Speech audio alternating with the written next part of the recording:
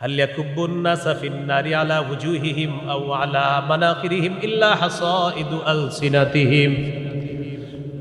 তোমাদের বেশিরভাগ মানুষ শুধু জিহ্বার অপরাধের কারণে মাথাটা নিচে পাগুলা উপরের দিকে দিয়ে ধাক্কাইতে ধাক্কাইতে জাহান্নামে নিক্ষেপ করবে, শুধু জিহ্বার অপরাধ, জিহ্বার অপরাধ। তিরমিজির হাদিস 2406 নম্বর হাদিস। রাসূলুল্লাহ সাল্লাল্লাহু আলাইহি সাল্লামকে জিজ্ঞাসা করলেন, মান নাজাত, হুজুর মুক্তির উপায় কি? নবী বললেন, মুক্তির উপায় তিনটা। এক নাম্বার, আমসিকা আলাইকা লিসানাক, জবান নিয়ন্ত্রণ করো, এটা তোমাকে জাহান্নামে নিতে পারে, এটা নিয়ন্ত্রণ রাখবা, জান্নাতে নিবে। ফাকালা রাসূলুল্লাহ সাল্লাল্লাহু আলাইহি ওয়াসাল্লাম, আল ঈমানু আন তুমিনা বিল্লাহ ওয়া মালাইকাতিহি ওয়া কুতুবিহি ওয়া রুসুলিহি ওয়া লিকাইহি ওয়া তুমিনা বিল বাসিল আখির। মৌলিকভাবে 6টা বিশ্বাসের নাম হলো ঈমান। 1 নাম্বার আল্লাহকে বিশ্বাস করা, 2 নাম্বার ফেরেশতাদেরকে বিশ্বাস করা, 3 নাম্বার আল্লাহর আসমানি কিতাবগুলো বিশ্বাস করা, 4 নাম্বার আল্লাহর রাসূলদেরকে বিশ্বাস করা, 5 নাম্বার আল্লাহর সাথে সাক্ষাৎ বিশ্বাস করা, 6 নাম্বার মরণের পর আরেকটা জগৎ হবে, পুনরুত্থানের পর। এই যে পুনরুত্থান হবে, এরপর জান্নাত জাহান্নাম, পরকাল বলতে একটা জগৎ আছে, টোটাল জগৎটা বিশ্বাস করা। এই 6 জিনিসের নাম হলো ঈমান। এই 6 জিনিসের নাম কি? ঈমান। তো এই ঈমান, এই ঈমানের প্রতি দাওয়াত দেওয়া। আমাদের মাঝে অনেক আছে ঈমানদার, কিন্তু হে যে ঈমানদার না, হ্যাঁ নিজেও জানে না। যেমন অনেক ঈমানদার আছে আমাদের দেশেও, যারা শুধু কোরআন মানে, হাদিস মানে না। কি মানে? শুধু কোরআন মানে, কি মানে না? হাদিস অস্বীকার করে।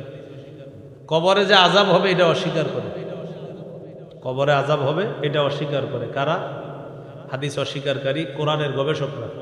কিন্তু হেতু কোরআনও গবেষণা করে না, এই জন্য কোরআনে পায় না। গবেষণা করতে করতে 24 নম্বর পারা এখনো আসে নাই, তো এই জন্য কবরের আযাব যে কোরআনেও আছে, এই কথা কিন্তু কোরআনেও আছে। তো গবেষক সাহেব মনে করেন কথার কথা একটু পড়ছে, বইটাই ফতুয়া দিয়ে দিল কবরের আযাব বলতে কিছু নাই। তো আপনি 24 পারায় গবেষণা করতে করতে যেতেই হতো। 24 নম্বর পারায় যেই মাত্র আপনি যাবেন, তখন গবেষক সাহেব দেখবেন, পেয়ে যাবেন আপনি যে কবরে যে আযাব হবে এইটা কোরআনেও আছে। তো আমি আবার ভালো ধারণা রাখি, ধারণা থেকে বলি, এখনো গবেষণা 24-এ আসেনি। আইসা গেলে আল্লাহ জানে কি করব। তবে 24 নম্বর পারা 11 নম্বর পৃষ্ঠা, সূরা গাফির বা সূরা মুমিনের 45 নম্বর আয়াত, 46 নম্বর আয়াত। এই 46, 47 এই আয়াতের মধ্যে আল্লাহ তাআলা বলেন, সূরা মুমিন বা সূরা গাফির 24 নম্বর পারা 11 নম্বর পৃষ্ঠা 46 নম্বর আয়াতে আল্লাহ বলেন, আন্নারু ইউরাদুনা আলাইহা গুদুওয়াও ওয়া আশিয়া। ফেরাউন বাহিনীকে সকাল সন্ধ্যা আগুনের সামনে পেশ করা হবে। সকাল সন্ধ্যা আগুনের সামনে পেশ করা হয় ফেরাউন বাহিনীকে। সকাল সন্ধ্যা আগুনের সামনে পেশ করা হয় ফেরাউন বাহিনীকে। বলেন তো ফেরাউন বাহিনী এখন কোথায়? কবরের জগতে। কোথায় আছে? আল্লাহ তাআলা বলেন, ফেরাউন বাহিনীকে সকাল সন্ধ্যায় আগুনের সামনে পেশ করা হয়। ওয়া ইয়াউমা তাকুমুস সাআ, যেদিন কিয়ামত কায়েম হবে, সেদিন আল্লাহ তাআলা বলবেন, আদখিলু আলা ফিরআউনা আশাদ্দাল আযাব। ফেরাউন বাহিনীকে কঠিন থেকে কঠিন আযাবের মধ্যে প্রবেশ করাও। তো কিয়ামতের আগ পর্যন্ত তারা কোন জগতে আছে? কবরের জগৎ। বলেন কোন জগতে আছে? কবরের জগতে আছে। এই কবরের জগতে সকাল সন্ধ্যা আগুনের সামনে তাদেরকে রাখা হয়। তো কবরে না বলে আযাব নাই, তাহলে আগুন করতে আসবে।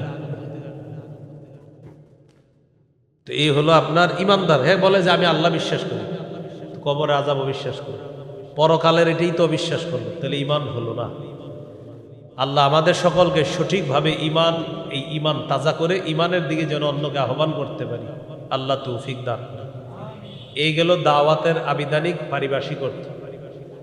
শায়েখ খিজির রহমতুল্লাহি আলাই বলেন, মৌলিকভাবে 4টি বিষয়ে মানুষকে উৎসাহিত করার নাম দাওয়াত দেওয়া। বলেন কয় জিনিসের প্রতি উৎসাহিত করার নাম দাওয়াত? হাসুন নাসি আলাল খাইরি ওয়াল হুদা ওয়াল আমরি বিল মারুফ ওয়ান নাহি আনিল মুনকার। হেদায়েতের প্রতি উৎসাহিত করা, কল্যাণের প্রতি উৎসাহিত করা, সৎ কাজের আদেশের প্রতি উৎসাহিত করা, অসৎ কাজের নিষেধের প্রতি উৎসাহিত করার নাম হলো দাওয়াত দেওয়া। সর্বোত্তম পন্থায় বাতিলদের সাথে বিতর্ক করেন, ইন্না রাব্বাকা হুয়া আ'লামু বিমান দাল্লা আন সাবিলিহি, নিশ্চয় আপনার রব অধিক অবগত ওই ব্যক্তির ব্যাপারে যে তার রবের পথ থেকে পথভ্রষ্ট হয়ে গেছে। ওয়া হুয়া আ'লামু বিল মুহতাদিন, যারা হেদায়েত প্রাপ্ত তাদের সম্পর্কে তিনি অধিক অবগত।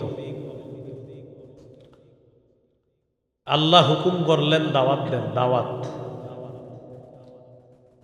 দাওয়াত কি জিনিস? এই মাহফিলের প্রচার করছেন মাইক দিয়ে, রিক্সা দিয়ে প্রচারণা করছেন, এই যে প্রচার করছেন এটা একটা দাওয়াত। মুয়াজ্জিন সাহেব হাইয়া আলাস সালাহ হাইয়া আলাল ফালাহ বলে, এটা দাওয়াত। দাওয়াত শব্দের আবিধানিক অর্থ হলো ডাকা, আহ্বান করা। সূরা বনী ইসরাঈলের 52 নম্বর আয়াতে আল্লাহ বলেন, ইয়াউমা ইয়াদউকুম, সেদিন তিনি তোমাদেরকে আহ্বান করবেন, তোমাদেরকে ডাকবেন। সেদিন তিনি তোমাদেরকে আহ্বান করবেন, তোমাদেরকে ডাকবেন। সূরা বাকারার 186 নম্বর আয়াত আল্লাহ তাআলা বলেন, উজিবু দাওয়াতাদ দাঈ ইযা দাআন, আহ্বানকারী যখন আমাকে আহ্বান করে সাথে সাথে আমি তার আহ্বানে সাড়া দিই। এখানেও দেখেন দাওয়াত মানে আহ্বান করা, ডাকা। সূরা আলী ইমরানের 104 নম্বর আয়াতে আল্লাহ বলেন, ওয়ালতাকুম মিনকুম উম্মাতুন ইয়াদউনা ইলাল খায়র ওয়া ইয়া'মুরুনা বিল মা'রুফি ওয়া ইয়ানহাউনা আনিল মুনকার, তোমাদের মধ্যে এমন একটা দল থাকা উচিত যারা মানুষকে কল্যাণের প্রতি ডাকবে, আহ্বান করবে। দেখেন এখানে দাওয়াত মানে ডাকা, আহ্বান করা। ওয়া ইয়া'মুরুনা বিল মা'রুফি ওয়া ইয়ানহাউনা আনিল মুনকার, সৎ কাজের আদেশ করবে, অসৎ কাজের নিষেধ করবে। সূরা কসসের 87 নম্বর আয়াতে আল্লাহ বলেন, ওয়াদউ ইলা রাব্বিকা ওয়া লা তাকুনান্না মিনাল মুশরিকিন, আপনি আপনার রবের দিকে দাওয়াত দেন, আহ্বান করেন, ডাকেন, মুশরিকদের অন্তর্ভুক্ত হয়েন না। সূরা হামিম আস-সাজদা 33 নম্বর আয়াত আল্লাহ বলেন, ওয়ামান আহসানু কাওলাম মিম্মান দাআ ইলাল্লাহ ওয়া আমিলা সালিহান ওয়া ক্বালা ইন্নানী মিনাল মুসলিমিন, ওই ব্যক্তির চেয়ে উত্তম কথা আর কার? যে ব্যক্তি আহ্বান করে, ডাকে, আল্লাহর দিকে ডাকে। দাওয়াত মানে ডাকা, আহ্বান করা, আল্লাহর দিকে আহ্বান করা। ওয়া আমিলা সালিহা, নেক কাজ করে। ওয়া ক্বালা ইন্নানী মিনাল মুসলিমিন, এবং তিনি বলেন আমি মুসলমানদের অন্তর্ভুক্ত, আত্মসমর্পণকারীদের অন্তর্ভুক্ত। এই আয়াতে ওই ব্যক্তির চেয়ে উত্তম কথা আর কার, যে মানুষকে ডাকে, আহ্বান করে। ডাকা, আহ্বান করা, দাওয়াতের আবিধানিক অর্থ ডাকা, আহ্বান করা। এই আয়াতে আহ্বানকারী দ্বারা 1 নম্বর উদ্দেশ্য, শ্রেষ্ঠ আহ্বানকারী মুহাম্মদ সাল্লাল্লাহু আলাইহি ওয়াসাল্লাম। আম্মাজান আয়েশা সিদ্দিকা রাদিয়াল্লাহু তাআলা আনহা বলেন, 2 নম্বর উদ্দেশ্য হলো মুয়াজ্জিন সাহেব যখন বলে হাইয়া আলাস সালাহ হাইয়া আলাল ফালাহ, নামাজের দিকে আসো, কল্যাণের দিকে আসো, মুয়াজ্জিনের এই আহ্বানটা পৃথিবীর শ্রেষ্ঠ আহ্বান হয়ে যায়। এটা শ্রেষ্ঠ একটা আহ্বান, এটা উত্তম একটা দাওয়াত হয়ে যায়। তো আল্লাহ তাআলা আমাদের সকলকে দাওয়াত, আহ্বান বিষয়টা যেন বুঝতে পারি, আল্লাহ তৌফিক দান করেন। আলোচনা চলতেছে কি দাওয়াতের আবিধানিক অর্থ। সহিহ বুখারীর বর্ণনা 4487 নম্বর হাদিস। এই হাদিসের মধ্যে আছে قال رسول الله صلى الله عليه وسلم يدعى نوح يوم القيامة। নূহ আলাইহিস সালামকে কিয়ামতের ময়দানে আহ্বান করা হবে, ডাকা হবে। فيقال له هل بلغت। নূহ নবীকে বলা হবে আপনি কি আপনার দাওয়াত সঠিকভাবে পৌঁছাইছেন দুনিয়াতে? নূহ নবী জবাব দিবে, আল্লাহ আমি সঠিকভাবে দাওয়াত দিচ্ছি, পৌঁছেছি। রব্বি ইন্নী দাউতু কওমি লাইলাও ওয়া নাহারা। আমি আমার জাতিকে রাতে দাওয়াত দিয়েছি, দিনের বেলা দাওয়াত দিয়েছি। ফালাম ইয়াজিদহুম দুআই ইল্লা ফিরারা। আমার জাতি আমার আহ্বানে বেশিরভাগ পলায়ন করেছে, তারা আমার ডাকে বেশিরভাগ তারা পলায়ন করেছে। তো নূহ নবী তাদেরকে দাওয়াত দিয়েছে। নূহ নবী বলবে আল্লাহ আমি আমার দাওয়াতের কাজ সঠিকভাবে পৌঁছেছি। ফায়ুদআ কওমুহু ফায়ুকালু লাহুম হাল বাল্লাগাকুম।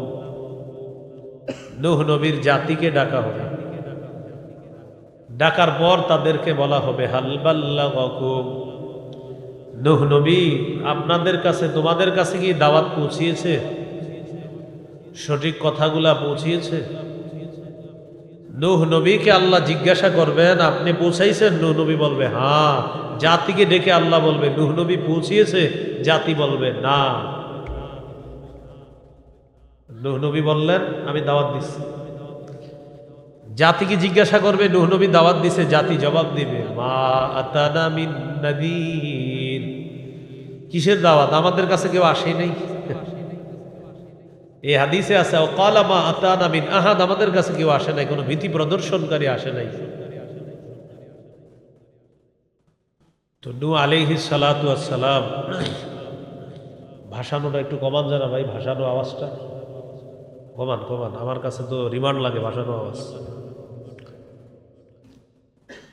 আপনি টেনশনই করেন না, মাইক যত কমাইতে পারেন আমার বয়ান, হ্যাঁ এরপরে আইস ফাটাইবেন আলোচনার সময়, আমার সময় খালি কমাইবেন।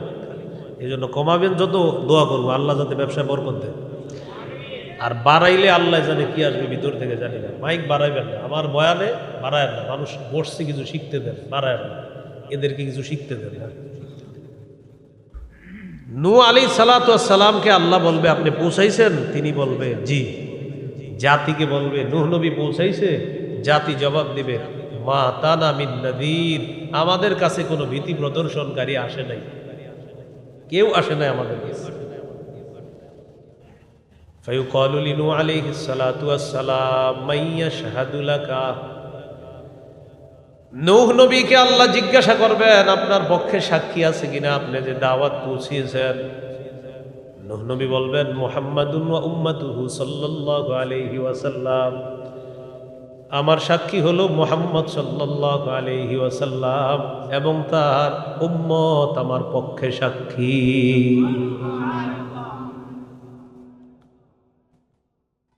তো নূহ আলাইহিস সালাতু ওয়াস সালামের পক্ষে এই উম্মত সাক্ষী দিবে, কারণ আল্লাহ তো কোরআনে বলছে। উম্মত বলবে আমরা কোরআনে নূহ নবীর ব্যাপারে পেয়েছি, তিনি দাওয়াত পৌঁছিয়েছে, যথাযথভাবেই পৌঁছিয়েছে, এই কথা উম্মত সাক্ষী দিবে। উম্মতের কথা সঠিক কিনা উম্মতের পক্ষে মুহাম্মদ সাল্লাল্লাহু আলাইহি সাল্লাম সাক্ষী দিবে। এই হলো দাওয়াত, মানে আহ্বান করা, ডাকা। এইগুলো আবিধানিক অর্থ। দাওয়াতের পারিভাষিক অর্থ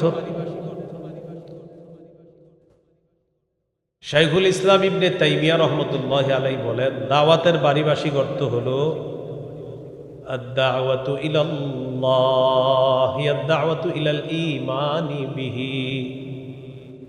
আল্লাহর দিকে দাওয়াত দেওয়া, আহ্বান করা, মানে আল্লাহর প্রতি বিশ্বাস স্থাপনের আহ্বান করা।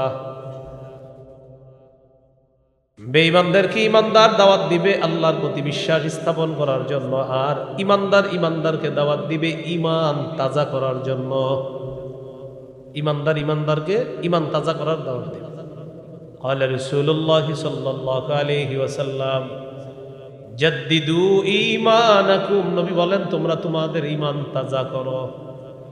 সাহাবীরা বললেন কাইফা নুজাদ্দিদু ঈমানানা ইয়া রাসূলুল্লাহ, হুজুর কিভাবে আমাদের ঈমান তাজা করব?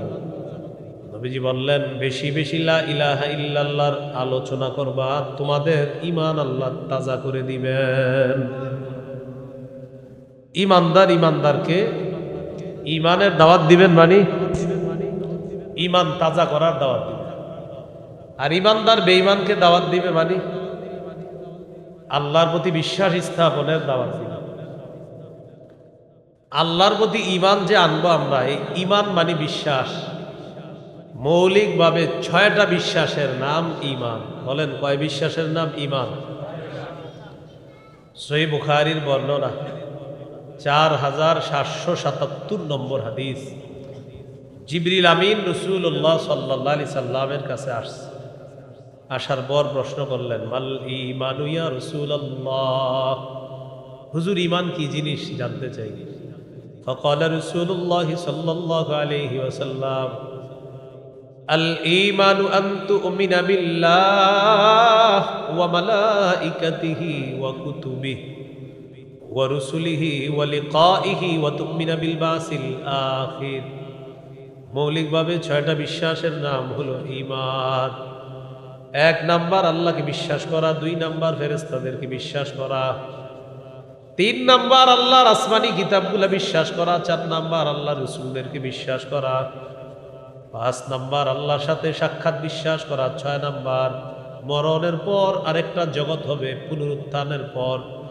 এই যে পুনরুত্থান হবে এরপর জান্নাত জাহান্নাম, পরকাল বলতে একটা জগৎ আছে, টোটাল জগৎটা বিশ্বাস করা। এই 6 জিনিসের নাম হলো ঈমান। এই 6 জিনিসের নাম কি? ঈমান।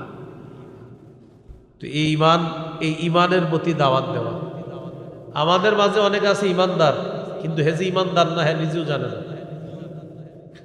যেমন অনেক ঈমানদার আছে আমাদের দেশেও, যারা শুধু কোরআন মানে, হাদিস মানে না। কি মানে? শুধু কোরআন মানে, কি মানে না? হাদিস অস্বীকার করে। কবরে যে আযাব হবে এটা অস্বীকার করে। কবরে আযাব হবে এটা অস্বীকার করে। কারা?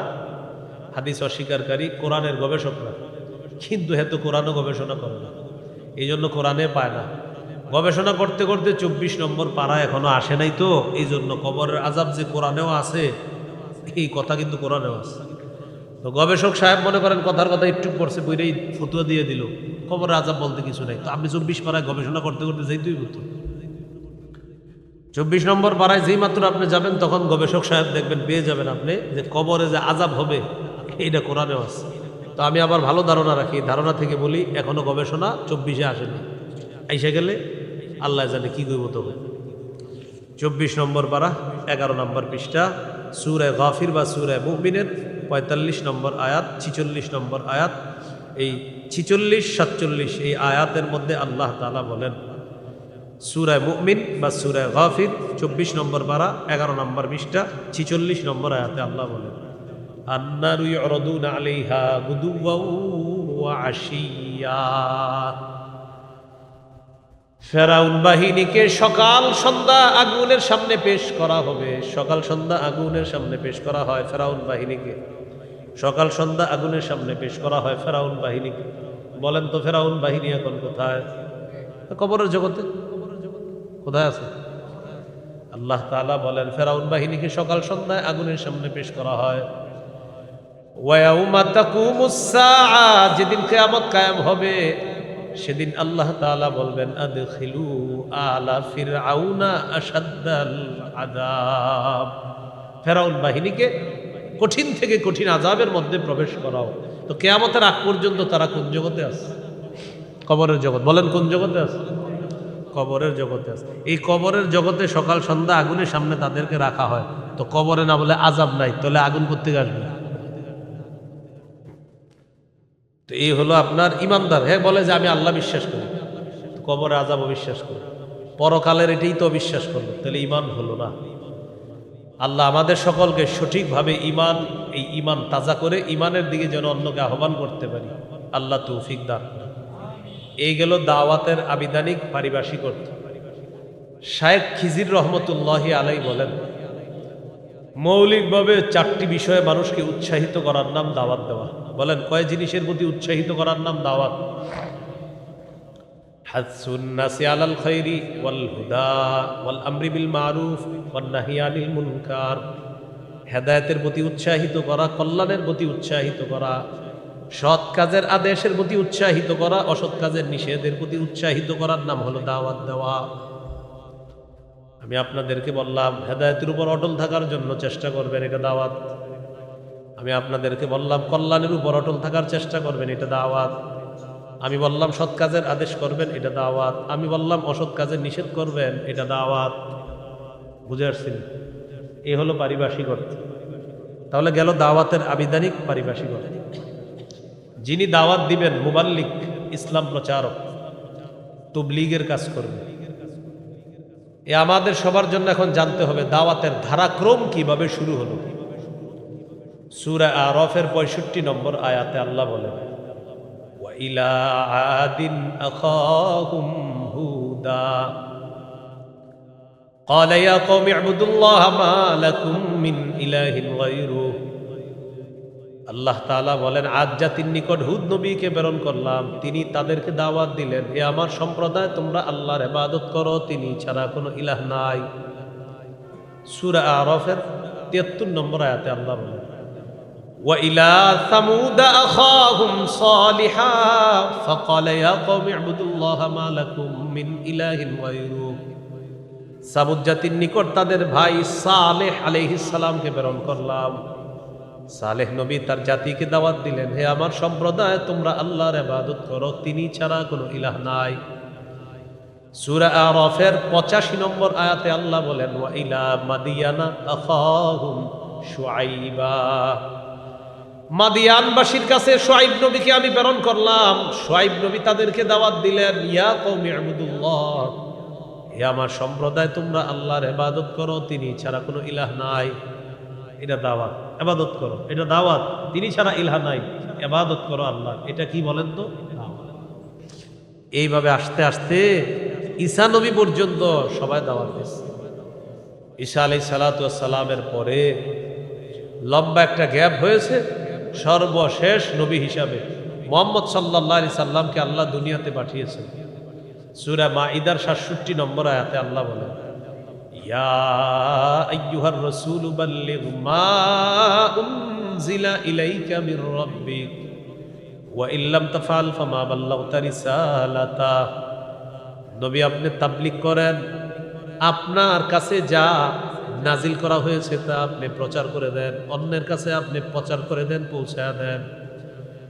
ওয়া ইল্লাম তাফআল, আপনি যদি তাবলীগের কাজ না করেন, প্রচারের কাজ না করেন, ফামা বাল্লাগতা রিসালাতা, আপনি আল্লাহর পক্ষ থেকে যে দায়িত্ব পেয়েছেন, এই দায়িত্ব আপনি সঠিকভাবে পৌঁছান নাই বলে বিবেচিত হবেন। তাবলীগ করেন, প্রচার করেন, দাওয়াত দেন ইসলাম। নবীজি সাল্লাল্লাহু আলাইহি সাল্লাম গোপনে দাওয়াতের কাজ করতে লাগলেন।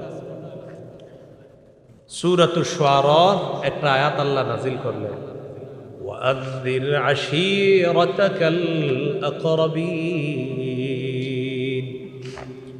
আল্লাহ তাআলা বলেন, আপনি আপনার নিকট আত্মীয় যারা, তাদেরকে আপনি ভীতি প্রদর্শন করেন, জাহান্নামের ভয় দেখান। আয়াত নাযিল হওয়ার পর আল্লাহর নবী সাফা পাহাড়ে উঠলেন। সাইদা রাসূলুল্লাহ সাল্লাল্লাহু আলাইহি ওয়াসাল্লাম আলা সাফা। নবীজি সাফা পাহাড়ের উপর উঠলেন। ওঠার পর মক্কার কুরাইশদের বিভিন্ন এলাকার নাম ধরে ধরে আল্লাহ নবী তাদেরকে ডাকতে লাগলেন। ওইটা বুখারীর বর্ণনা, 4770 নম্বর হাদিস। সাফা পাহাড়ের উপর উঠছে, ওইটা ডাকতে লাগলেন জাতিকে, ইয়া বানি ফিহরিন ইয়া বানি আদিয়িন ও বানি ফিহির ও বানি আদি লিবুতুনি কুরাইশ। কুরাইশের বিভিন্ন এলাকার নাম ধরে ধরে ডাকতে লাগলেন। তো ডাকার পর মানুষ দলে দলে আসতে লাগলো। ফাজাআলার রাজুলু ইযা লাম ইস্তাতি আন ইয়াখরুজা আরসালা রাসূলান লিয়ানজুরা মা হুয়া। যে ব্যক্তি আসতে পারে নাই, তিনি আরেকজনকে পাঠিয়ে দিছে যে যাও তো মুহাম্মদ কেন ডাকতেছে একটু দেখো তো, সাল্লাল্লাহু আলাইহি ওয়াসাল্লাম। তো দলে দলে মানুষ আসছে। যা আবু লাহাব ওয়া কুরাইশ, আবু লাহাব আসছে আর কুরাইশরাও আসছে। নবীজি সকলকে লক্ষ্য করে বললেন, আরাইতাকুম লাউ আখবারতুকুম আন্না খাইলান বিল ওয়াদি তুরিদু আন তুগীরা আলাইকুম কুনতুম মুসাদ্দিকিয়া। ও আমার সম্প্রদায়, ও আমার জাতি, তোমরা বলো, আমি যদি তোমাদেরকে বলি এই পাহাড়ের পিছনে একদল শত্রু সেনা অপেক্ষা করতেছে, যারা তোমাদের উপর অতর্কিত হামলা চালাবে, আমার কথা কি তোমরা বিশ্বাস করবা? সবাই এক বাক্যে জবাব দিচ্ছে, ক্বালু না'আম মা জাররাবনা আলাইকা ইল্লা সিদকা। সবাই বললেন, হ্যাঁ, তোমাকে আমরা পরীক্ষা করে দেখেছি, তুমি সত্য ছাড়া কখনো মিথ্যা কথা বলো না, আজকেও তুমি বলবা না, এটাই আমাদের বিশ্বাস। এই স্বীকৃতি কারা দিছে? কাফেররা। কারা? কাফেররা। এবার দেখবেন 180 ডিগ্রি পোল্টিরা নেয় কিভাবে, দেখেন কি বললো, যে তুমি সব সময় সত্য কথা বলো। তো নবীজি বললেন, ফাইন্নী নাযীরুল লাকুম বাইনা ইয়াদাই আযাবিন শাদীদ। এক আল্লাহকে আল্লাহ মেনে নাও, আল্লাহকে যদি আল্লাহ না মানো, আমি তোমাদেরকে কঠিন আযাবের ভয় দেখাচ্ছি, যন্ত্রণাদায়ক আযাবের ভয় দেখাই, কঠিন আযাবের ভয় দেখাই, কঠিন আযাবের ভয় দেখাইতেছি। আল্লাহকে আল্লাহ মানো, যদি না মানো কঠিন আযাব তোমাদের উপর আসবে। আবু লাহাব দাঁড়ায় বলতেছে, তাব্বান লাকা সাইরাল ইয়াউম আলিহাদা জামাতানা। মুহাম্মদ, তোমার পুরাটা দিন ধ্বংস হোক। সবাই বলেন নাউজুবিল্লাহ। তুমি এই কারণে আমাদেরকে একত্রিত করেছো। রাসূলুল্লাহ সাল্লাল্লাহু আলাইহি সাল্লাম একটু আগে তাদের কাছ থেকে স্বীকৃতি নিলেন। স্বীকৃতি নেওয়ার পর বললেন, আমি তোমাদেরকে ভয় দেখাই। তারা বলল, আমাদেরকে কি এই কারণে ডাকছো? তুমি ধ্বংস হও। এই কথা যখন বলছে, আল্লাহ তাআলা আয়াত নাজিল করে দিলেন, তাব্বাত ইয়াদা আবি লাহাবি ওয়া তাব। আমার নবী ধ্বংস হবে না, আবু লাহাবের 2 হাত ধ্বংস হোক, সে নিজেও ধ্বংস হোক। এই হলো রাসূল সাল্লাল্লাহু আলাইহি সাল্লাম প্রকাশ্যে দাওয়াতের কাজ করা শুরু করলেন। প্রকাশ্যে দাওয়াত দিতে দিতে আল্লাহ রাসূল সাল্লাল্লাহু আলাইহি সাল্লাম দাওয়াতের কাজ করলেন। নবীজির পরে আর কোনো নবী দুনিয়াতে হবে না। কি বললাম? নবীজির পরে আর কোনো নবী দুনিয়াতে হবে না। আল্লাহ পাঠাবেন না। নবীর পরে আর কোনো নবী নতুন করে হবে না। নতুন করে কোনো নবী হবে না। বাংলাটা মুখস্থ রাখেন, নতুন করে আর কোনো নবী হবে না। কি হবে না? কোনো নবী হবে না, এটা বলবেন। বলবেন নতুন করে কোনো নবী হবে না, এটা বলবেন সবসময়। আসবে না এটা বললেন না, বলবেন হবে না। আসবে না বললে একদল প্রতারক আপনাদেরকে বলবে ঈসা নবী তো আসবে। প্রতারক আপনাকে বলবে ঈসা নবী আসবে, তখন বলবেন প্রতারণা করার এই জাতীয় ফাইজলামি করো না, ঈসা নবী আসবে। ঈসা নবী আসবে, দুনিয়াবী মৃত্যু বাকি আছে, এটা পালন করার জন্য আল্লাহ তাকে দুনিয়াতে আনবেন, তাকে মৃত্যু দিবে, দুনিয়াবী বিধান ঈসা নবীর উপর প্রয়োগ হবে, এই জন্য আসবে। তা আসলে তোমার সমস্যা কি? ঈসা নবী আমগো নবীর আগে নবী হয়ে গেছেন, নতুন করে তিনি নবী হবে না। এজন্য বারবার বলছি বাংলাটা, নতুন কোনো নবী হবে না, এটা মনে রাখবেন। এটা কেন বলবেন বারবার? প্রতারক চক্র যারা আছে এরা আপনাকে প্রতারণা দিতে চাইবে। আপনি বলে দিবেন, ভাই এত কিছু বুঝি না, আমগো নবীর পরে নবী হয় নাই, হবে না। যদি তুমি ইনি বিনি বলো, আমাদের নবীর পরেও কোনো নবী হতে পারে, আর সেটা যদি তোমাদের গুরুদাসপুরের কেউ হয়, সে কাফের, তুমিও কাফের, তার অনুসারী যারা সব কাফের, যারা সমর্থন করবে তারাও কাফের। তাহলে বলেন, আমাদের নবীর পরে আর কোনো নবী হবে না। আবার আমাদের নবীর পরে আর কোনো নবী হবে না বলবে। প্রতারক আপনারা বলবে হবে না, না আসবে না, আপনি বলবেন হবে না, হবে না, হবে না, হবে না। সে বলবে আপনার পেঁচে ফেলাইতে পারবে না, ওই যে হবে না বলতেছে। আল্লাহ আমাদেরকে মনে রাখার তৌফিক দান করেন। তো রাসূলুল্লাহ সাল্লাল্লাহু আলাইহি সাল্লামের পরে আর নবী হবে না, সহিহ বুখারীর বর্ণনা 3535 নম্বর হাদিস। 3535 কত হয়? 3535। قال رسول الله صلى الله عليه وسلم إن مثلي ومثل الأنبياء من قبلي كمثل رجل بنى بيتا ফাআহসানাহু ওয়া আজমালা ইল্লা মাওদিআ লাবিনাতিন ফি যাওয়িয়া। নবী বলেন, আমার আর আমার পূর্ববর্তী নবীদের দৃষ্টান্ত এমন এক ব্যক্তির মতো, যে ব্যক্তি একটা ঘর বানিয়েছে, ঘরটা সুন্দরভাবে সাজিয়েছে, ঘরের কোনায় একটা ইটের জায়গা ফাঁকা আছে। বলেন তো, ইটের জায়গা ফাঁকা থাকলে ঘর সমাপ্ত নাকি অসমাপ্ত? সুন্দর ঘর, ইটের একটা জায়গা ফাঁকা। ফাজাআলান নাসু ইয়াতুফুনা বিহি ওয়া ইয়াজাবুনা লাহ ওয়া ইয়াকুলুনা হাল্লা উদিয়াত হাদিহিল লাবিনা।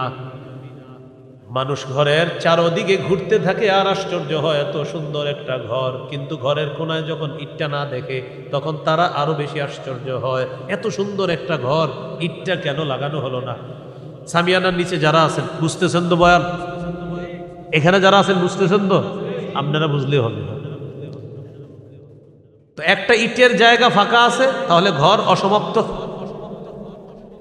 সুন্দর একটা ঘর, ইটটা এক জায়গায় লাগানো হয় নাই, মানুষ আশ্চর্য হয়, আরে এত সুন্দর ঘরে ইট কেন লাগায়নি? আমাদের নবী বলেন, আদম নবী থেকে ঈসা নবী পর্যন্ত নবুয়তের ঘর আল্লাহ সাজাইছে। ঘর আল্লাহ সাজানোর পর একটা ইটের জায়গা ফাঁকা, মানি নবী বলেন, আনাল লাবিনা, আমি হলাম সেই ইট। আনা খাতামুন নবিয়্যিন লা নবিয়্যা বাদি। নবীজি বলেন, আমি হলাম সেই ইট, আমার মাধ্যমে আল্লাহ তাআলা ওই ইটের জায়গা পূরণ করে নবুয়তের ঘরের সৌন্দর্যের সমাপ্ত করে দিয়েছে। আমি শেষ নবী হবে না। আমার পরে আর কোনো নবী? সবাই সবাই, আমার পরে আর কোনো নবী? বলেন, আমাদের নবীর পরে বলেন, আর কোনো নবী হয় নাই, হবে না, হতে পারে না। কেউ যদি প্রতারণা করে, কাফের, অনুসারী কাফের, সমর্থনকারী কাফের, সোজাই। এজন্য মাইকের সামনে দাঁড়ায় এটা বলার সুযোগ নাই যে বিভিন্ন দল, আহমদিয়া মুসলিম জামাত, আহমদিয়া মুসলিম জামাত আমাদের নবীর পরে আর কোনো নবী নাই, এরপরেও যদি কেউ মনে করে নবী, তাদের নাম মুসলিম কিভাবে হবে? কাফের জামাত, মুসলিম জামাত হতে পারে। কুমিল্লা এক জায়গায় ঝামেলাটা 2-1 বছর আগে হয়ে যাইতেছিল, পরে বন্ধ হয়েছে মনে হয়। এক জায়গায় অলরেডি ব্যানার ট্যানার লাগাই দিয়েছিল, আল্লাহ বাঁচাইছে, ওলামায়ে কেরাম সচেতন ছিল, এক জায়গায় পুরো ব্যানার লাগাই দিয়েছিল। তাহলে কি শিখলাম? আমাদের নবীর পরে আর নবী হবে না। তো এখন নবীজির কাজটা কে করবে? তো নবীজির কাজটা করবে উম্মত। এই দায়িত্ব নবীজি দিয়ে গেছেন সবাইকে। সহিহ বুখারীর বর্ণনা 3461 নম্বর হাদিস। قال رسول الله صلى الله عليه وسلم بلغوا عني ولو آية। নবীজি বলেন, আমার পক্ষ থেকে একটা আয়াত যদি জানো, এই আয়াত অন্যের কাছে পৌঁছে দাও। একটা আয়াত যদি জেনে থাকো, অন্যের কাছে পৌঁছে দাও, তাবলীগ করে দাও, প্রচার করে দাও। তাহলে প্রচারের দায়িত্ব, তাবলীগের দায়িত্ব এখন আমাদের সবার। কিসের দায়িত্ব?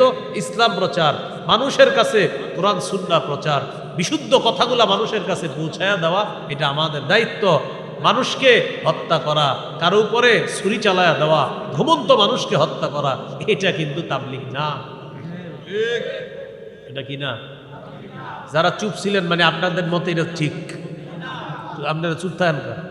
আর এই কথা কেউ কারো গায়ে নেবেন না। যদি গায়ে নেন, বুঝবো আপনি ওই দলের, এবং আপনি হত্যাকে সমর্থনকারী, আপনি ঘুমন্ত মানুষ হত্যাকে সমর্থনকারী। এই সমর্থনের কোনো সুযোগ নাই। এটা শিখাইছে নবীজি।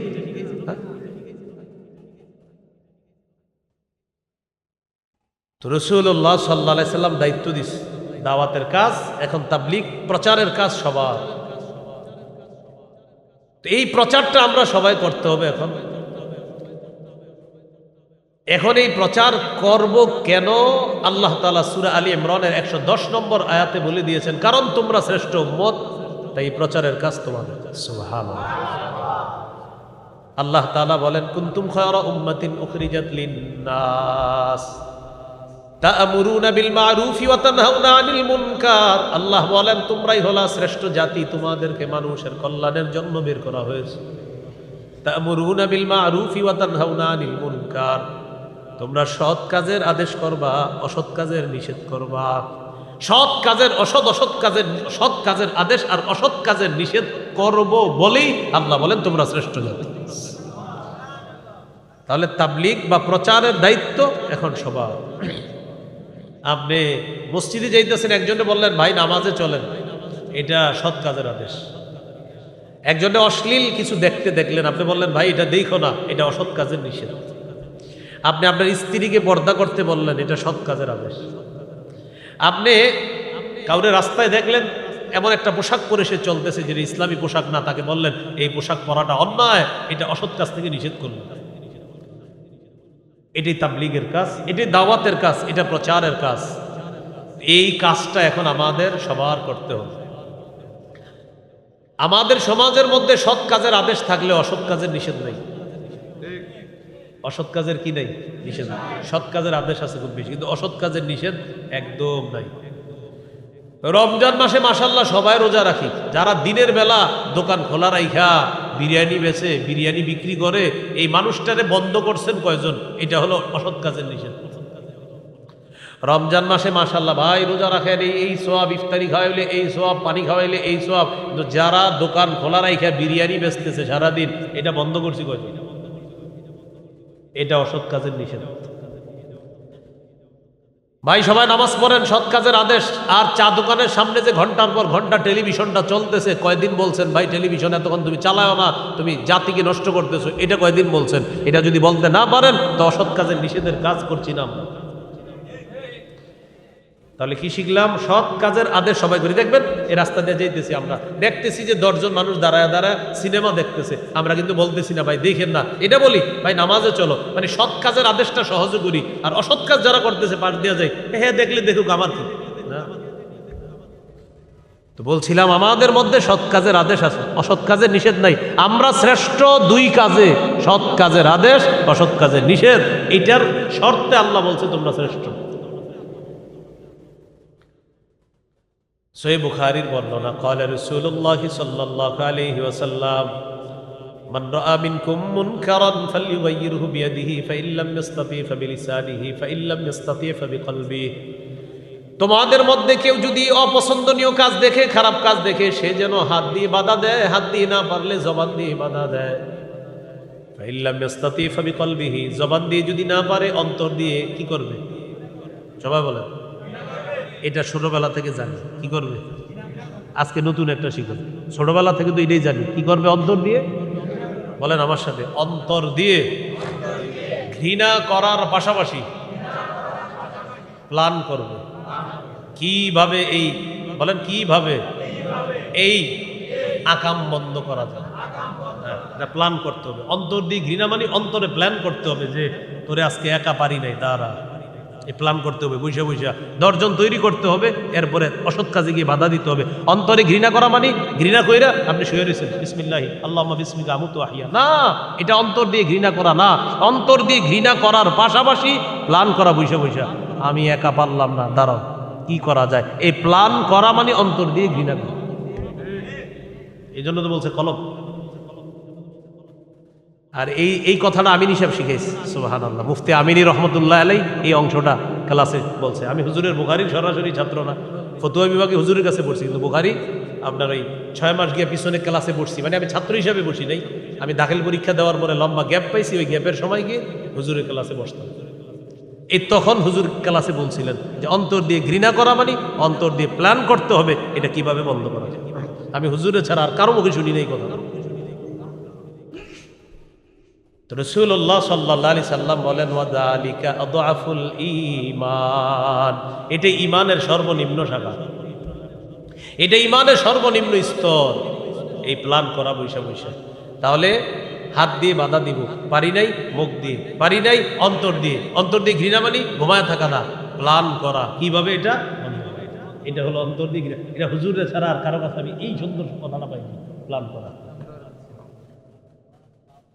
আল্লাহ তাআলা আমাদেরকে সৎ কাজের আদেশ, অসৎ কাজের নিষেধ উভয়টা যেন আমরা করতে পারি, আল্লাহ তৌফিক দান করুন। এইগুলো আপনার দাওয়াতের ভূমিকা, আবিধানিক পারিভাষিক অর্থগুলো, আর এটা হলো ভূমিকা। এইভাবে দাওয়াত শুরু হলো, কাজটা আমাদেরকে নবীজি দিয়ে গেলেন।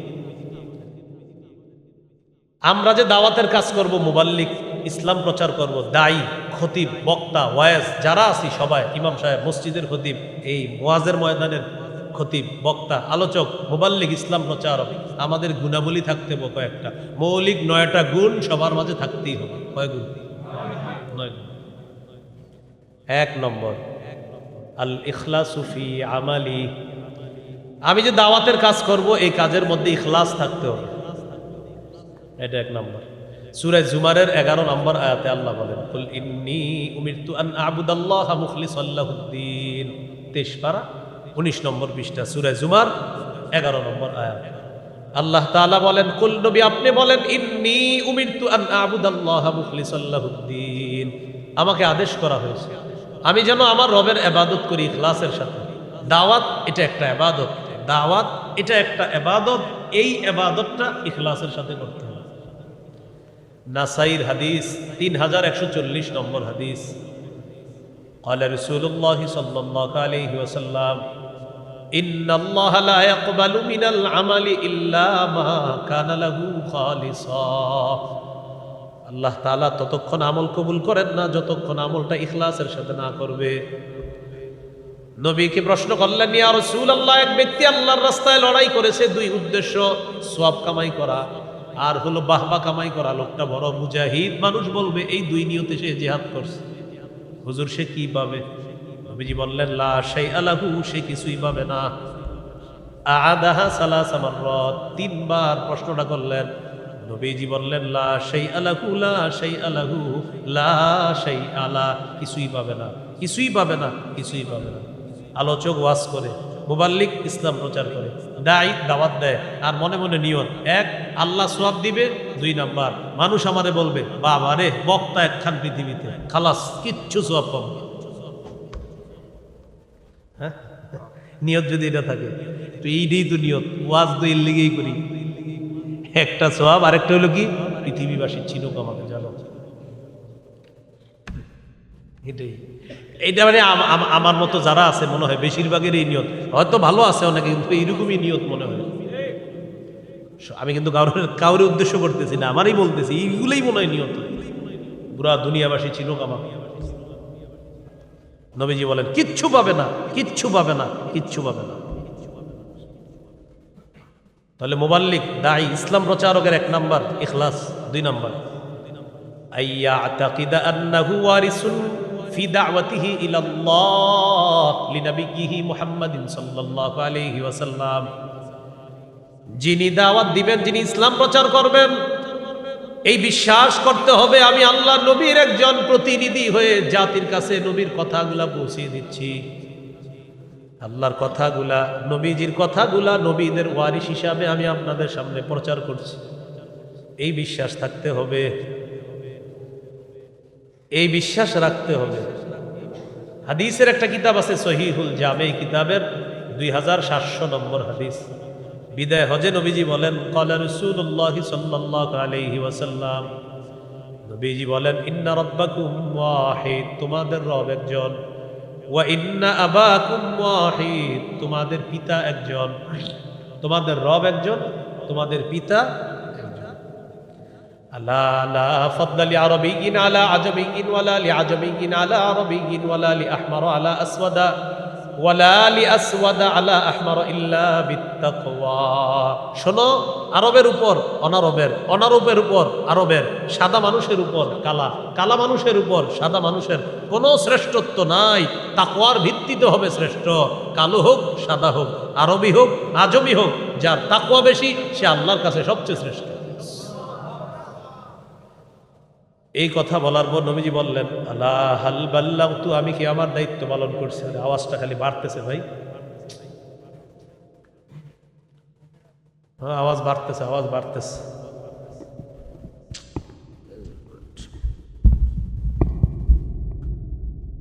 রাসূলুল্লাহ সাল্লাল্লাহু আলাইহি সাল্লাম বলেন, আমি কি আমার, ভাই আপনারা এই আওয়াজ দিয়েন না, আমার কুমিল্লা অনেক আনেন, আওয়াজ এতগুলা দিয়েন না কিন্তু উপরে, আবার বলতেছি পিছন থেকে 2টা মাইক দিন, বারবার কতগুলা ভিডিও আছে এই বিষয়ে, কেন আপনারা মাইকগুলো ঠিক করেন? এই দুগুলো আওয়াজ দিয়ে পুরো ভরায় ফেলে, আওয়াজ দিয়ে না, আওয়াজ তো আমি সহ্য করতে পারি না, তো আমার দাওয়াত দিয়েন না, আমার দাওয়াত দিয়েন না, আওয়াজ নিয়ন্ত্রণ করেন, দাওয়াত দিয়েন, আওয়াজ নিয়ন্ত্রণ পারবেন না, আমার দাওয়াত দিয়েন না আল্লাহর রাস্তায়। আর কিভাবে বুঝাবো? 3-4টা ভিডিও আছে, আওয়াজ এরকম হইলে আমি বয়ান করব। এরপরে আসার পরে ইচ্ছা মতো খালি মাইক বাড়াইতে দেয়, মেজাজটা এমন খারাপ লাগে, খালি মাইক বাড়াইতে থাকে, বাড়াইতে থাকে।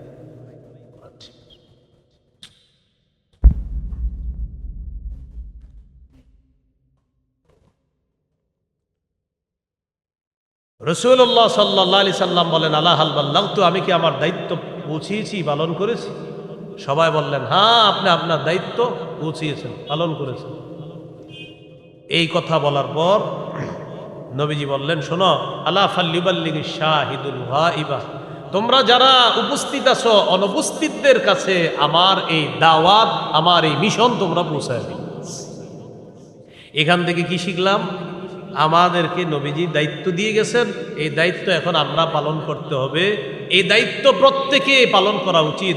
আল্লাহ রসুলের একটা বাণী যা আমরা জানলাম, এই কথা আরেকজনের কাছে পৌঁছায় দেওয়া, এটা বিদায় হজে নবী দায়িত্ব দিয়ে গেছেন। এখন এই দায়িত্ব পালন করার সময় প্রত্যেক ওয়াজ, খতিব, মুবাল্লিগের ভিতরে এটা আসতে হবে যে আমি আমার কথাগুলা বলতেছি, আমি নবীর একজন ওয়ারিস হিসাবে কথা বলবো। এখন বলেন, আধা ঘন্টা মিথ্যা কথা বলে আপনাদেরকে হাসাইলাম, এটা কোন ওয়ারিসের কাজ? এটা কোন ওয়ারিসের কাজ বলেন? আধা ঘন্টা মিথ্যা কথা বললাম আর খালি হাসলেন, হাসতে হাসতে সকালে বললেন কালকে একখান বক্তা আইছে রে আমাদের। এটা কোন ওয়ারিসের কাজ আমাকে বলেন? সবাই খুশি হয়েছে। এখানে আপনারা যদি 1000 মানুষ থাকেন, আমি যদি 1 মিনিট বয়ান করে চলে যাইতাম, এই 1000 মানুষ 1 মিনিট করে যোগ করলে কয় হাজার মিনিট হয়? 1000 মিনিট। আল্লাহ আমাকে জিজ্ঞাসা করতেন, আমার 1000 বান্দা তোমার বয়ান শুনছে 1 মিনিট, এইবার 1 মিনিটের হিসাব দাও। তা আমি তো ভাববো 1 মিনিট তো ব্যাপার না। আল্লাহর কাছে 1 মিনিট মানে এই প্রত্যেকের 1 মিনিট, অর্থাৎ 1000 মিনিটের হিসাব দিতে হবে। 10 মিনিট বয়ান করলে 10,000 মিনিটের হিসাব দিতে হবে, কারণ আপনার একজনের 10 মিনিট, 1000 জনের হলো 10,000 মিনিট। এই 10,000 মিনিটের হিসাব আমাকে দিতে হবে। আমি জাতির সামনে বলে কি বলছি? তাহলে আধা ঘন্টা হাসাইলাম, সেটার কি হিসাব হবে বলেন? এই জন্য তিরমিজির বর্ণনা 2616 নম্বর হাদিস, রাসূলুল্লাহ সাল্লাল্লাহু আলাইহি সাল্লাম বলেন, হাল ইয়াকুব্বুন নাসা ফিন-নারি আলা ওয়ুজুহিহিম আও আলা মানাখিরিহিম ইল্লা হাসাইদু আলসিনাতিহিম। তোমাদের বেশিরভাগ মানুষ শুধু জিহ্বার অপরাধের কারণে মাথাটা নিচে, পাগুলা উপরের দিকে দিয়ে ধাক্কাইতে ধাক্কাইতে জাহান্নামে নিক্ষেপ করবে, শুধু জিহ্বার অপরাধ, জিহ্বার অপরাধ। তিরমিজির হাদিস 2406 নম্বর হাদিস, রাসূলুল্লাহ সাল্লাল্লাহু আলাইহি সাল্লামকে জিজ্ঞাসা করলেন, মান নাজাত, হুজুর মুক্তির উপায় কি? নবী বললেন, মুক্তির উপায় 3টা। 1 নাম্বার, আমসিকা আলাইকা লিসানাক, জবান নিয়ন্ত্রণ করো, এটা তোমাকে জাহান্নামে নিতে পারে, এটা নিয়ন্ত্রণ রাখবা, জান্নাতে নিবে।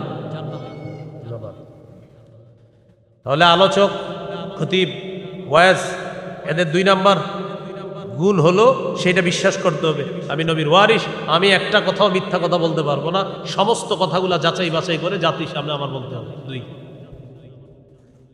3 নাম্বার,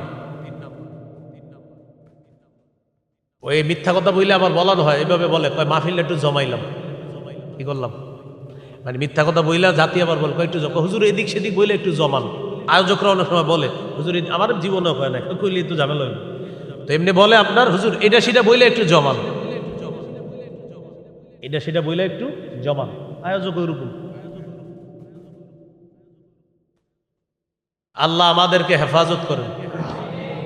3 নাম্বার, পরিবর্তন করতে হবে, এই মাঠ পরিবর্তন করতে হবে। রক্ত যতদিন আছে শরীরের মধ্যে, ইনশাল্লাহ কোরআন সুন্নাহর বিপ্লবে দেশে ঘটবেই ঘটবে, ইনশাল্লাহ ঘটতেই হবে, ইনশাল্লাহ। ওইগুলা চলবে না। ওই জাতির বৈশা বৈশা আধা ঘন্টা মিথ্যা কথা, যেখানে দেখবো পরের বয়ান আমি বলবো সেই আধা ঘন্টা মিথ্যা কথা ছিল, এটা কোনো কিতাবে নাই, বলে দিন, সোজা হিসাব। 3 নাম্বার গুণ দায়ীর, যিনি দাওয়াত দিবেন তিনি আইয়াকুনা সাবিতা, নবিচল ভাবে দাওয়াত দিতে হবে।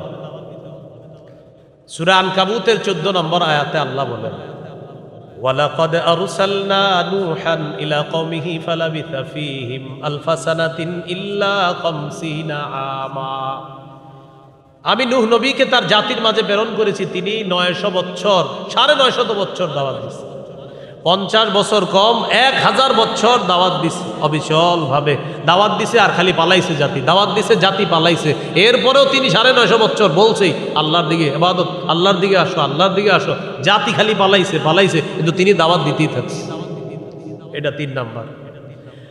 সঠিক কথাগুলো বলার পরে যদি মনে করেন সব যাইয়া যাইয়া একজন থাকে, একজনই বলতে হবে, একজনও যদি না থাকে শেষে বলতে হবে, ভাই মাইকে যারা যারা শুনতেছেন আপনারা আমার কথাগুলো শুনেন, আল্লাহ বলছে এটা, রসুল বলছে এটা, কেউ থাকুক বা না থাকুক এরপরে এটা বলতে হবে। কারণ হক কথা বললে জাতি যে পলায়ন করে এটাও তো কোরআনে আছে। এবার আপনারা কোন ধরনের শ্রোতা নিজেদেরকে একটু ভাববেন। মাশাআল্লাহ আপনারা ভালো শ্রোতা, আশা করি এখানে কোরআন সুন্নাহ শুনতে আসছেন। আর যদি মিথ্যা কথা শুনতে যান তো বোঝা যাবে হকের কথা শুনলে যে মানুষ পালায়া বেহকে যায় সেটাও প্রমাণ হবে। এইগুলো 3 নাম্বার। আরেকটা দৃষ্টান্ত শোনেন, সহিহ বুখারী 240 নম্বর হাদিস। রাসূলুল্লাহ সাল্লাল্লাহু আলাইহি সাল্লাম কাবা চত্বরে নামাজ পড়তেছে, আল্লাহু আকবার, পাশে কাফেররা বসে রয়েছে। একজনে হঠাৎ বলল, আইয়ুকুম ইয়াজিউ বিসালা জাজুরি আলি ফুলান, অমুক এলাকায় গিয়ে ওটের নারী বুড়ি রক্ত পায়খানা কে আনতে পারবা? আইনা ফায়াদাউহু আলা যহরি মুহাম্মদ ইদা সাজাদা, মুহাম্মদ যখন সিজদায় যাবে তার পিঠের উপরে ওটের পায়খানা নারী বুড়ি রাইখা দিবা। উকবা নামে একজন দাঁড়াইছে, এই পাপিষ্ঠ সত্যি সত্যি ওটের নারী বুড়ি আর পায়খানা নিয়ে আসছে। রাসূলুল্লাহ সাল্লাল্লাহু আলাইহি সাল্লাম সেজদায় গেছে, সে সত্যি সত্যি নবীর কাঁধের উপরে ওঠেন নারী বুড়ি পায়খানা রেখে দিচ্ছে। রেখে দেওয়ার পর কাফেররা একজন আরেকজনের উপর হাসতে হাসতে ফেটে পড়তেছে, একজন আরেকজনের উপর হাসতে হাসতে এইভাবে পড়তেছে আর বলতেছে, দেখ দেখ মুহাম্মদ রে কেমন দেখা যায়, এইভাবে হাসতেছে, একজন আরেকজনের উপর পড়তেছে। আমাদের নবীজিকে নিয়ে এইভাবে হাসাহাসি করতেছে। রাসূলুল্লাহ সাল্লাল্লাহু আলাইহি সাল্লাম এই জাতীয় অত্যাচার সহ্যের পরেও তিনি দাওয়াত অবিচলভাবে দিতেই থাকলেন। তিনি ঘরে বাইরে, এমনকি মক্কার বাহিরে গিয়ে তায়েফের ময়দানেও তিনি দাওয়াত দিয়েছেন, সেখানেও রক্তাক্ত হয়েছিল। এ হলো 3 নাম্বার, আইয়াকুনা সাবিতা, অবিচলভাবে দাওয়াত দিতে হবে। অনেক সময় আলোচকরা আলোচনা করার সময় পাশের কেউ আইসা বলে, হুজুর আপনি এই বিষয় ছাড়া আরেক বিষয় বলতে পারেন না, মানে মনে করেন সুদের ওয়াজ করতেছে হুজুর, আইসা সুদ করে বলবে, হুজুর আপনার আর কোনো বিষয় নেই তো, আল্লাহ সুদের আয়াতটা কেন বলছে কোরআনে সেটা বলেন। তুমি বলতেছে, ভাই আমি তো সুদের আয়াত বলছি, আমি তো সুদের হাদিস বলছি, কেন আপনি এটা ছাড়া আর কোনো বিষয় ছিল না? এটা বইলা কথার কথা মাইক টেনে নিল। এই মাইক টেনে নেওয়াটা আবু জাহেলের স্বভাব। আর ওই আলোচক এই বিষয়টা ধৈর্য ধারণ করে অবিচল থাকা, এটা হলো নবীদের গুণ। এই যে উনি সহ্য করে আছে অবিচল ভাবে, ওনার এটা বলার পরও বেচারা চুপচাপ বিষয়টা মেনে নিতেছে, এটা নবীদের গুণ। 4 নাম্বার, কথার কষ্ট কর্মের কষ্ট সহ্য করতে হবে। কথার কষ্ট কর্মের কষ্ট। সূরা আনআমের 34 নম্বর আয়াতে আল্লাহ বলেন, ওয়ালাকাদ কুযযিবাত রুসুলুম মিন ক্বাবলিকা ফাসাবারু আলা মা কুযযিবু ওয়া উযু হাত্তা আতাহুম নাসরুনা। আপনার পূর্বের রসুলদেরকেও মিথ্যাবাদী বলা হয়েছে, হাবিব আপনি কষ্ট নিয়েন না, আপনাকেও জাতি মিথ্যাবাদী বলতেছে, একটু ধৈর্য ধারণ করেন। অতীতের নবীদেরকে আমার সাহায্য তাদের কাছে আসছে, আপনার কাছেও আমার সাহায্য আসবে। কথার কষ্ট সহ্য করতে হবে। আরেকটা হলো কর্মের কষ্ট। কর্মের কষ্ট যেমন সহিহ বুখারীর 4852 নম্বর হাদিস, রাসূলুল্লাহ সাল্লাল্লাহু আলাইহি সাল্লাম কাবা চত্বরে আছে, ওই পাপিষ্ঠটা আসছে, ওই যে নবীর কাঁধের ভিতরে ওটের নারী বুড়ি পায়খানা দিছে। আয়েশা কি করছে দেখেন, নবীজির গলার মধ্যে চাদর পেঁচাইছে, চাদর, নবীজির গলায় চাদর পেঁচাইছে, চাদর, এইভাবে চাদর পেঁচাইছে, এইভাবে চাদর পেঁচাইছে, চাদর পেঁচায়া 2 দিক থেকে টান দিছে, চাদর পেঁচায় নবীজির গলায় চাদর পেঁচায়া টান দিছে 2 দিক থেকে, ফাঁসি দিয়ে নবীরে মেরে ফেলবে টান দিছে। নবীজির আপনার মুখ থেকে কথা বের হইতেছে না, ওই যে গলায় ফাঁস লাগছে, কথা বের হইতেছে। আবু বকর সিদ্দিক রাদিয়াল্লাহু তাআলা দৌড়ে আসছে, আসার পর আবু বকর সিদ্দিক তাকে ধাক্কা মারছে, ওই পাপিষ্ঠটাকে, আর বলতেছে, আতাকতুলুনা রাজুলান আইয়াকুলা রাব্বি আল্লাহ, একটা মানুষকে এই কারণে হত্যা করবা যে বলে আমার রব আল্লাহ, আর তিনি তোমাদের কাছে স্পষ্ট প্রমাণও নিয়ে এসেছেন, একটা মানুষকে এই কারণে হত্যা করবা। নবীজি এর পরেও দাওয়াতের কাজ অব্যাহত রেখেছেন। এই কর্মের কষ্ট এটা সহ্য করার পরেও আল্লাহর দিকে দাওয়াত গতি আরো বাড়ায় দিয়েছে। হলো 4 নাম্বার বৈশিষ্ট্য। দায়ীর 5 নাম্বার বৈশিষ্ট্য, আইয়ু আমিলান নাস আলা কদরি উকুলিহিম, জাতিকে দাওয়াত দেওয়ার সময় জাতির মস্তিষ্ক বুঝার চেষ্টা করতে হবে আলোচক। তো মস্তিষ্ক বুঝার চেষ্টা করে আবার মিথ্যা কথা বলা যাবে না, সঠিক কথা বলতে হবে কিন্তু মস্তিষ্ক অনুযায়ী। যেমন সহিহ বুখারীর 126 নম্বর হাদিস, নবীজির মন চায় কাবাটা ভেঙে সংস্কার করে কাবায় 2টা দরজা লাগাবে, এক দরজা দিয়ে মানুষ প্রবেশ করবে আর এক দরজা দিয়ে মানুষ বের হবে, এটা নবীর মন চায়, কিন্তু নবীজি করতেছে না। কেন? আম্মাজান আয়েশা সিদ্দিকা রাদিয়াল্লাহু তাআলা আনহাকে বললেন, আয়েশা লাউলা কওমুকি হাদিসুন আহদুহুম লানাকাতুল কাবা, তোমার জাতি যদি নতুন মুসলমান না হতো আমি কাবা ঘর ভাঙতাম, ওয়াজালতু লাহা বাবাইন, 2টা দরজা আমি রাখতাম। তোমার জাতি যদি নতুন মুসলমান না হতো আমি কাবা ভাঙতাম, ভেঙে 2টা দরজা বানাইতাম। ইয়াদখুলুনা ফীহি ওয়া বাবুন ইয়াখরুজুনা মিন, এক দরজা দিয়ে মানুষ প্রবেশ করবে আর এক দরজা দিয়ে বের হবে। আয়েশা, আমি এটা কেন করি না জানো? মানুষ নতুন মুসলমান হয়েছে, আমি যদি এই মুহূর্তে কাবা ভেঙে দরজা বানাই, তারা বলবে হ্যাঁ আমাদের কাবা আমরা বানাইলাম কত সুন্দর করে, আর উনি এখনই এটা ভাঙতে গেছে, বা তাদের আকলে এখন ঝামেলা করবে। এই জন্য তাদের আকলের কারণে আমি নবী স্টপ রইলাম। নবীজি কিন্তু মন চাইতেছে আমি 2টা দরজা দিব, কিন্তু ওই যে জাতি ঝামেলা করবে, এই জন্য নবী অফ রইলেন। এটা হিকমা, এটা কৌশল, এটাকে বিচক্ষণতা বলে। এটা নবীজির হিকমত, প্রজ্ঞা, কৌশল। আল্লাহ রাসূল জাতির বিবেক বুঝার পর নবীজি একটা কাজ করতে মন চাইতেছে, এরপরও করে না, এটার নাম কৌশল। এ হলো 5 নম্বর বৈশিষ্ট্য। 6 নম্বর, আইয়াকুনা আলিমান বিশরিয়াতিল্লাতী ইয়াদউ ইলাইহা, যে বিষয়ে দাওয়াত দিবেন এই বিষয়ের জ্ঞান থাকতে হবে। ঈমান ইয়াকিনের কথা বলবো যতটুকু, সঠিক কথা বলতে হবে, বানায়া কিচ্ছু বলা যাবে না। গাছতের আদবে যা বলবো সব সঠিক কথা হতে হবে, বানিয়ে কিচ্ছু বলা যাবে না। শিখবো কার কাছ থেকে? আলেমদের কাছ থেকে শিখতে হবে। সূরা বনী ইসরাঈলের 36 নম্বর আয়াতে আল্লাহ বলেন, ইন্নাস সামআ ওয়াল বাসারা ওয়াল ফুআদা কুল্লু উলাইকা কানা আনহু মাসউলা, চোখ, কান, অন্তর এগুলোর ব্যাপারে জিজ্ঞাসা করা হবে।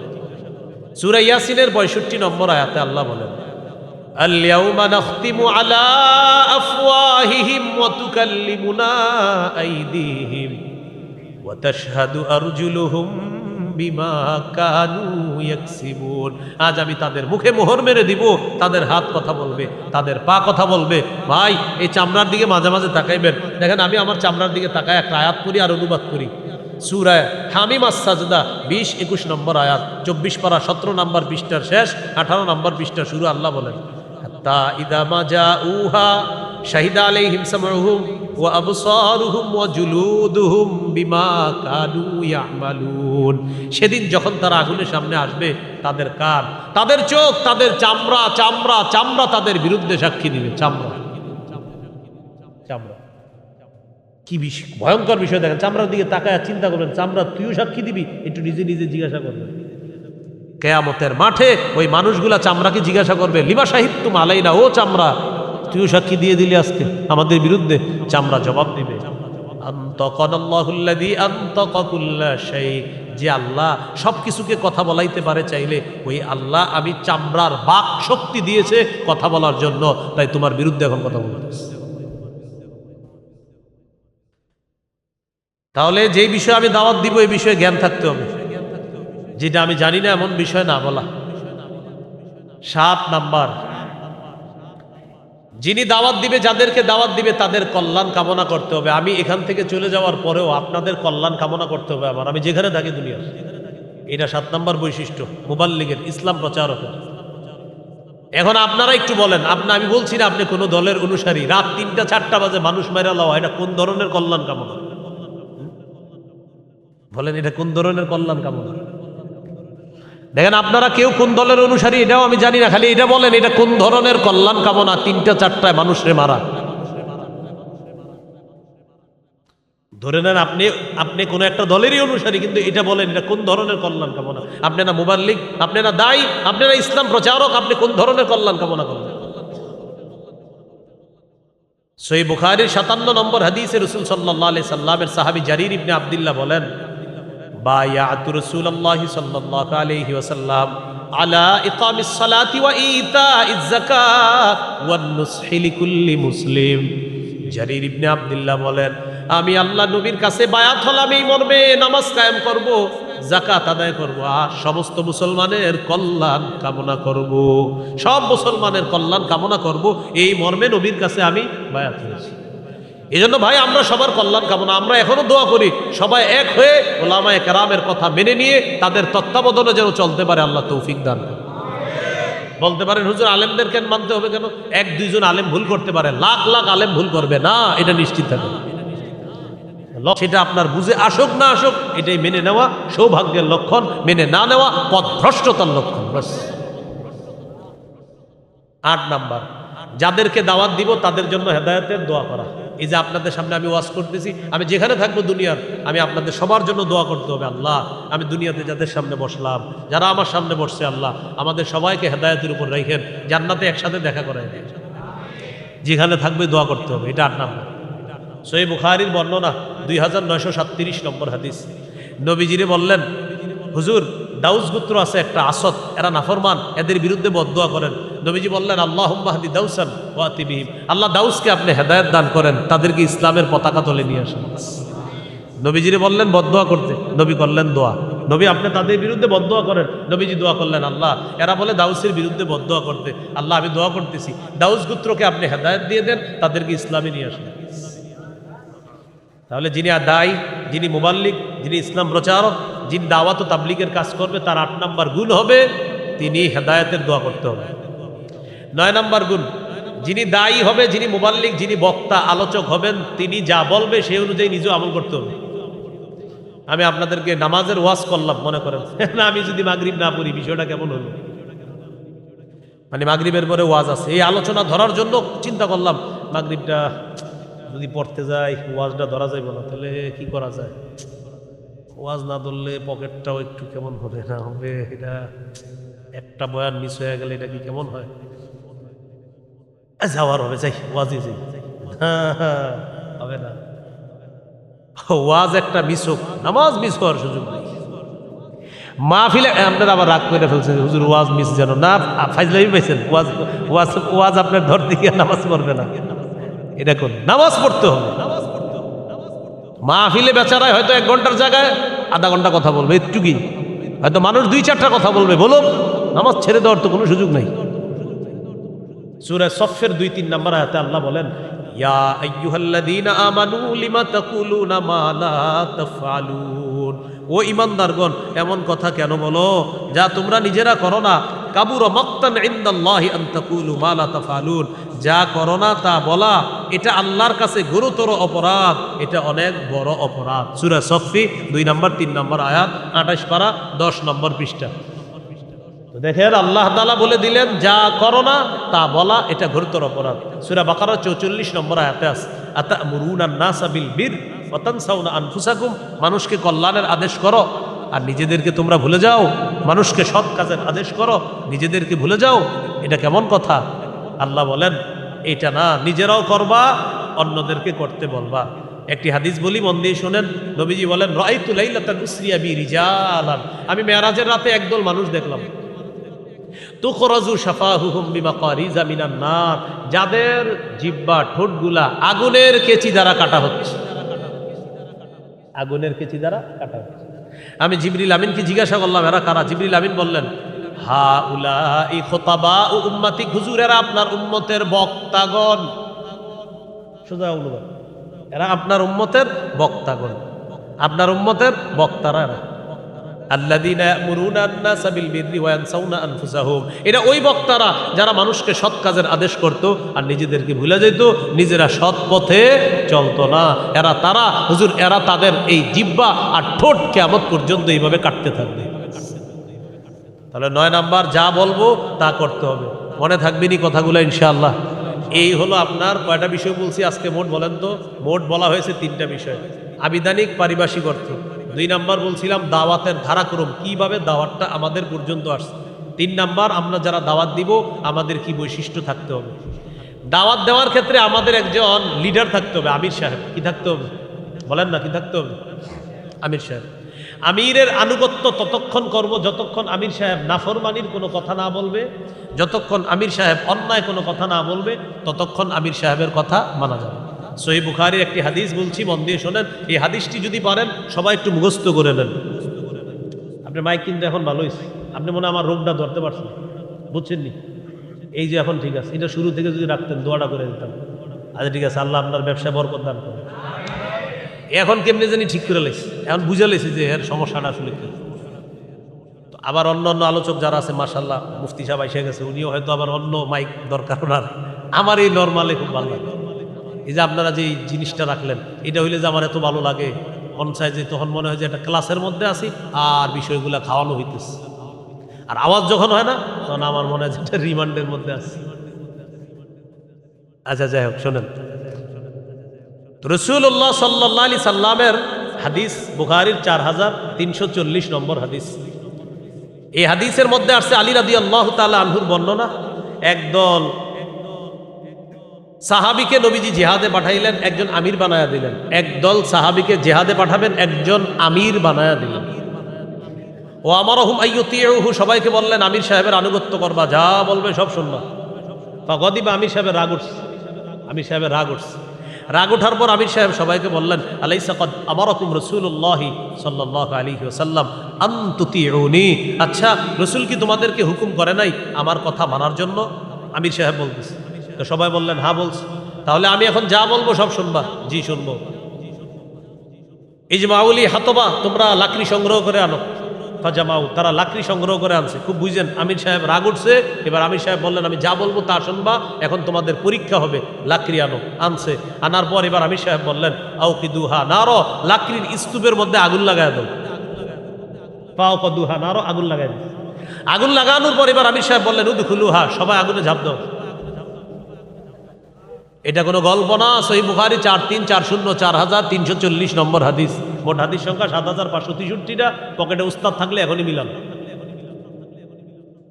রাসূলুল্লাহ সাল্লাল্লাহু আলাইহি সাল্লাম বললেন আমির যা বলবে তা শুনবা। তো আমির সাহেবের রাগ উঠছে, লাকড়ি আনো। আনছে। আগুন লাগাও, জ্বালাইছে। এবার আগুনে ঝাঁপ দাও সবাই, আমি আমির সাহেব যা বলবো সব শুনবা। সাহাবায়ে কেরাম রেডি হয়েছে ঝাঁপ দিতে। ফাহাম্মু, সবাই মানসিকভাবে প্রস্তুত ঝাঁপ দিবে।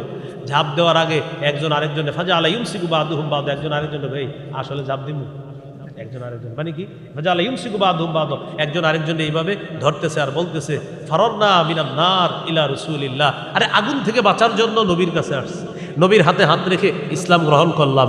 সেই নবী আমির মানতে বলছে, মানে আগুনে ঝাঁপ দিতেও মানতে বলবে, এটা কেমন জানি লাগতেছে। আমরা তো আগুন থেকে বাঁচার জন্য মুসলমান হয়েছি, আগুনে কি আসলে ঝাঁপ দিমু? এরকম করতে করতে হাত্তা খামাদাতিন নার, আগুন নিভে গেছে। আলহামদুলিল্লাহ বলেন। সাকানা গদবহু, আমির সাহেবের রাগও ঠান্ডা হয়ে গেছে। শুধু হজরত জিটটা 10 বছরেও ঠান্ডা হইল না। আমির সাহেবের রাগ ঠান্ডা হয়ে গেছে, আগুনও নিভে গেছে। ঘটনাটা নবীজির কাছে গেছে। হুজুর এমন এমন ঘটনা, আগুন জ্বালাইছিল, আমির সাহেব ঝাঁপ দিতে বলছিল, পরে আমরা ঝাঁপ দেই নাই, মানে দিব দিব দিব দেই নাই, আগুন নিভে গেছে। নবীজি বললেন লাউ দাখালুহা মা খারাজু মিনহা ইলা ইয়াউমিল কিয়ামা, আমিরের কথা শুই না, তারা যদি আগুনে ঝাঁপ দিত কিয়ামত পর্যন্ত আগুনই থাকতো, আগুন থেকে বের হতে পারত না। হাদিসের শেষে নবী বলেন ইন্নামাত তাআতু ফিল মারুফ, শোনো আমির যা বলবে তা শুনবা না। ন্যায়সঙ্গত কথা শুধু মানা যাবে আমিরের। আমির যদি অন্যায় কথা বলে, আমির যদি কোরআন সুন্নাহের অপব্যাখ্যা দেয়, তাহলে সেই কথা মানা যাবে না, শোনাও যাবে না। উলামায়ে কেরাম যদি বলে এইভাবে, লাখ লাখ আলেম বলতেছে কথার কথা যে ভাই এটা ভুল, এটা অন্যায়, আপনার বুঝে আসুক না আসুক, বাস মানতে হবে এটাই ভুল, এটাই অন্যায়, আমরা মেনে নিতে হবে। এখন আমি আজকে ওয়াজ করছি, এই এলাকার 2-3 জন আলেম আমার সংবাদ পাঠান, হুজুর আপনার এই বলার মধ্যে 3-4টা ভুল ছিল, আপনি দেখেন আমি একটা স্ট্যাটাস দিব লম্বা, ভাই আমার ওই কুমিল্লার মাহফিলে 3টা ভুল হয়েছে, আমি ক্ষমা চেয়ে নিচ্ছি, কিন্তু আমার কি এতে কি লস হয়ে যাবে না? এই যে মুফতি মাহমুদ সাহেব আমার ছোট ভাই, আমার কত ভুল ধরাই দিছে, আমি আমার চেয়ে ভালো আলেম, অনেক ভালো আলেম, সত্যি সত্যি সিরিয়ালের ছাত্র মাশাআল্লাহ, বাংলাদেশের এই বেফাক বোর্ডে কয়েকবার স্টার্ন করছে, আমি তো একবারও পারিনি। এখানে হজরতও আমার অনেক ভুল ধরায় দেয়, তো ভুল ধরায় দিলে আমি মাইনে নিই, ভুল সমস্যা কি আমার? হ্যাঁ, কিন্তু তো আমার সমস্যা না। আমাদের মাদ্রাসার মুতামিম সাহেব মুফতি হুসাইন সৌরভ সাহেব বয়সে আমার ছোট, উনি, কিন্তু উনি প্রায় সময় বিভিন্ন বিষয়ে যে এটা মনে হয় সঠিক হয় নাই, তো সঠিক হয় নাই বললে আমি সাথে সাথে মাইনে নিই, আর ঠিকই বলছেন সঠিক হয় নাই। এখন কথা হলো আমি বলার মধ্যে ভুল হতেই পারে, ভুল হলে কেউ ধরিয়ে দিলে সেটা মেনে নেওয়া, এটা বুদ্ধিমানের কাজ। এই হলো মূল বিষয়। তাহলে 3টা বিষয়, শেষে আরেকটা হলো 4টা। দাওয়াতের আবিধানিক অর্থ, পারিভাষিক অর্থ। 2 নাম্বার দাওয়াতের ধারাক্রম, কিভাবে আমাদের পর্যন্ত দায়িত্বটা চলে আসছে। 3 নাম্বার কয়টা বৈশিষ্ট্য থাকতে হবে আমাদের? 4 নাম্বার, দাওয়াতের কাজে একজন লিডার লাগবে, একজন আমির লাগবে। এই আমির আবার শর্ত আছে মানার জন্য, নাফরমানিমূলক কোনো কথাবার্তা তিনি বলতে পারবে না, তাহলে ওই আমিরকে মানা যাবে। এবার এই সামিয়ানার নিচে যারা আছেন একটু হাত তোলেন, 2 হাত এইভাবে টান টান করে, মাশাআল্লাহ, টান টান করে। আমরা কি কিছু শিখতে পারছি? আলহামদুলিল্লাহ। হাতগুলা তো নামায়েন না, এভাবে রাখেন, আমি একটু নামাই আর কি।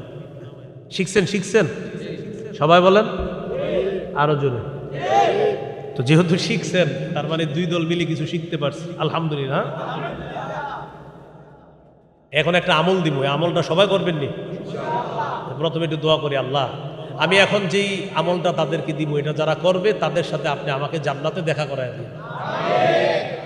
আমলটা হলো, আমি উঠার পরে কেউ আমার সাথে মুসাফা করার জন্য উঠবেন না, আর এই জায়গায় বসে থাকবেন, কেউ এখান থেকে নড়াচড়া করবেন। জান্নাতে কিন্তু দেখা হবে এই শর্তে, যদি বসে থাকে।